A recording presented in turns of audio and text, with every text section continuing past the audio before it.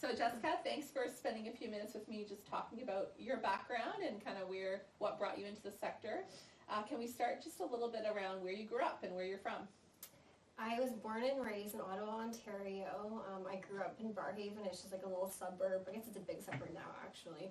In Barrhaven, it's grown a lot. And yeah.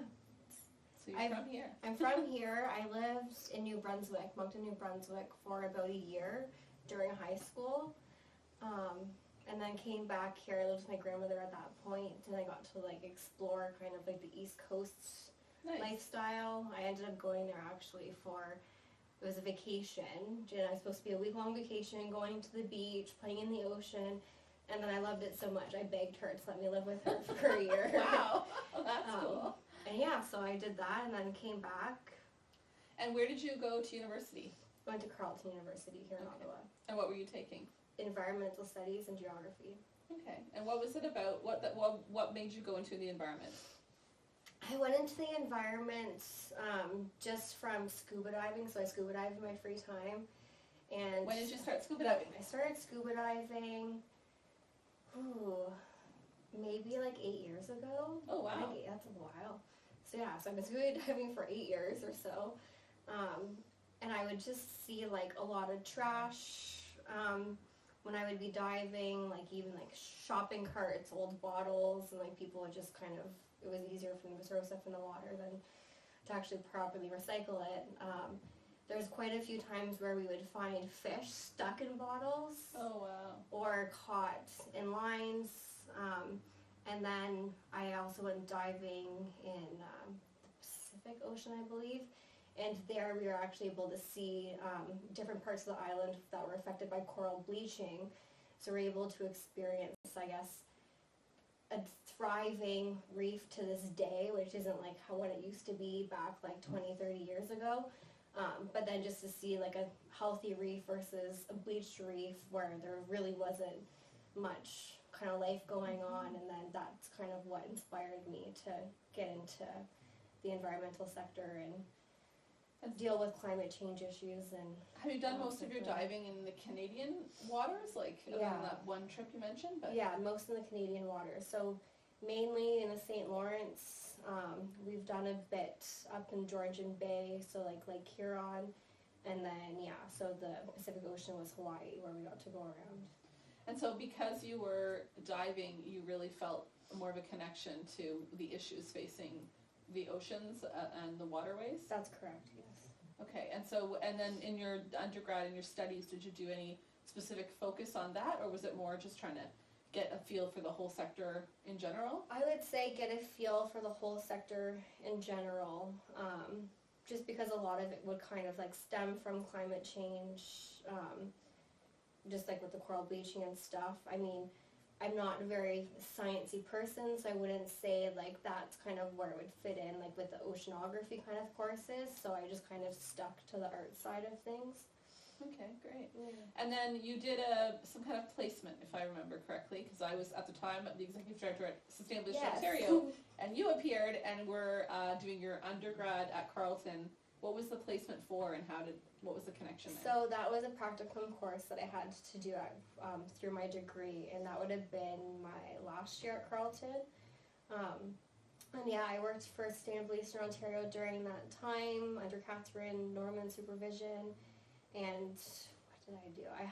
I guess I was kind of shared between Sustainability Eastern Ontario and both PERC, Peace and Environmental News. Yeah, and you were helping at the network, the NCEN, and I noticed you were involved in a lot of the events and things like that were being put on. That's correct. Yeah, okay, cool. And so then you graduated, and you're looking for a job, and here I am.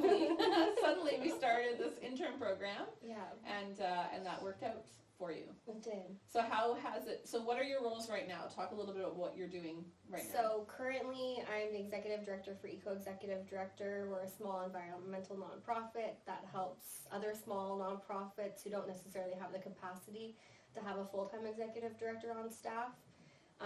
So we'll kind of go in and help with different areas where they need the most help with, and kind of depending on the size of organization they are, we kind of figure out how much time we need to devote to them each week. But I would say it really helps them just in the sense where they can't necessarily pay to have a full-time executive director on staff. So at least they're able to have that little bit of corporate memory now where they necessarily weren't able to have that before. And so you're mostly focused on the smaller organizations, right? And what Yes. would that mean in terms of size? Like under 500,000 kind of size? Yes. Okay. and then, But, yeah. and because a lot of those will not have one full-time staff at all. If anything, they have a lot of program staff, that kind of thing. That's correct, yes, and interns. And so talk about the pilot that you did the first year that EcoED was launched. So for the pilot, we were kind of testing out the model of having a shared executive director role. So I helped kind of develop and support 5 different smaller organizations within our network, just to kind of see if this is a model that would be sustainable, I guess, in the future. And I feel like it went well. All of the groups were quite small, so at that point I was able to support 5 at a time. And then we're able to kind of launch our services in the new year. And now I guess we've kind of figured out some of the kinks. We're developing our toolkit right now. And we've just kind of been hitting the ground running, I feel like, ever since we've conducted the pilot. And there's about 20 organizations now taking part in the EcoED model? 17. Okay. Yeah. And you're finding that there's some good synergy between the different groups? Like who are the clients you're working for? I know you're coming up to be working for Sea Change Canada, which is exciting with your diving background, right? Yeah. So I currently support EcoED, like I said, Sustainable Eastern Ontario, who I did my practicum with, Ottawa Eco Talent Network, and then Sea Change and Canada's Sea Change coming. Canada's Yeah. coming. Yeah. Okay, cool. And so what are the challenges of being an EcoED? Oh my gosh, there's so many challenges. Either some people either really want to be an ED or Yeah. they're like, no, I don't want to be an ED. So how do you kind of like be the person to fit those shoes? Yeah, I would say probably the biggest challenge I face is kind of like staying, I can't even think of what the word would be. Keeping on the right track for the different priorities I've kind of set out for the organization versus being thrown like a ton of curveballs every week and kind of having to shift and have to kind of deal with that on top of knowing that I need to, let's say, I have a deadline for something that's due and I can't necessarily let the curveball get in the way of that. So just kind of balancing the time with the one organization, let alone the 3 or 4 organizations. And I mean, sometimes it just happens where all 3 or 4 of them are throwing a curveball at the same time. So I just say that juggling act would be, I would say, the hardest thing to do. And do you like the variety of it? The fact that you're one day you can be doing one thing and another day talking about oceans and I do, yeah. So I feel like being in DD, you obviously have to like that bit of a juggle. You're not necessarily doing the same thing over and over every day, so I enjoy not having a repetitive position. Yeah, for sure. And then Eco Executive Director is hoping to expand over the coming years. So what are you looking for in terms of other EcoEDs who might join the team in the future? I'm looking for someone with a little bit of experience, just so they kind of like understand what they're kind of getting themselves into. Since it is a shared role, it's not like someone coming in and just supporting one organization. So I think it's a lot coming into it at first. Definitely having some experience with boards is definitely a positive, just because I feel like a lot can go on with the different boards, especially with smaller groups. I wouldn't say necessarily all of their boards are in a place where they would like to see themselves being. So they do need a lot of support and guidance along the way a lot of the times, just kind of having that little tidbit of experience. So maybe someone that's even been a board member previously, so they kind of understand the way it works. And how does EcoED fit into the ecosystem of all these other social enterprises? Can you talk a little bit about that? Yeah, so EcoED is kind of like under this umbrella organization called Sustainable Capacity Solutions. And we're just like the one piece of the puzzle that offers those executive director functions. And then we also have other organizations that we work with, we like to collaborate with. So like we don't necessarily do bookkeeping, so we would refer someone to Green Books for bookkeeping, let's say. And then same with eco-internships, like we will help support organizations, find wage subsidies, apply for them, and then do the whole hiring process and managing of the interns that they would hire. But we would do that service through eco-internships, and then those interns would actually go to eco-internships and have some trainings through that program as well. And so how does it help someone who's by themselves running a smaller organization, say in Nova Scotia, and then they reach out and find out there's this whole window of services? How does it help them? I say it helps them kind of identify the different issues that they may be currently facing and kind of like what they need to prioritize to, I guess, grow or sustain themselves for the future.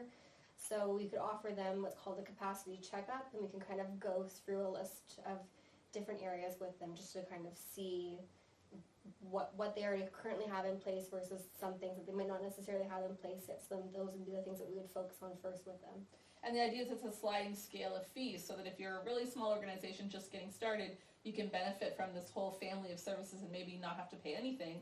And as you grow as an organization, then maybe there's some costs that come into it. Yeah, so we'll revisit that yearly just to see what their annual revenue is for the previous year, and then from there we'll be able to determine what their fee from services. So yes, they could come into us kind of not having that fee. It would be a pro bono organization, and then we would like to grow them to the point where they would be able to contribute. Yeah, and the idea is to help them stabilize as an organization too, right? Exactly. So to find resources to help. Do you do fundraising?